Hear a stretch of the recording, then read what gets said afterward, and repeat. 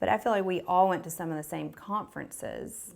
One of the conferences we went to emphasized that you can have a great world-class education with a library card and a good math curriculum, but the emphasis in there was on the library card, just that the world of living books is so dynamic. And I think for all of us in our different ways, when we added time in nature and time to be able to devote to devotion, I feel like we're all really different in our homeschooling, but that's where we've all landed somewhere in that.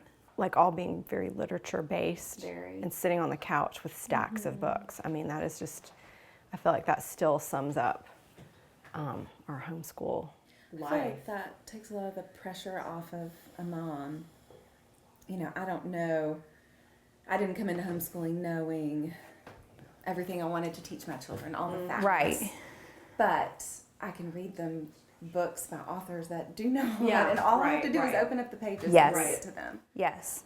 And it brings this author straight to my child without anybody in between having to explain it or bring it down to a child's level or whatever.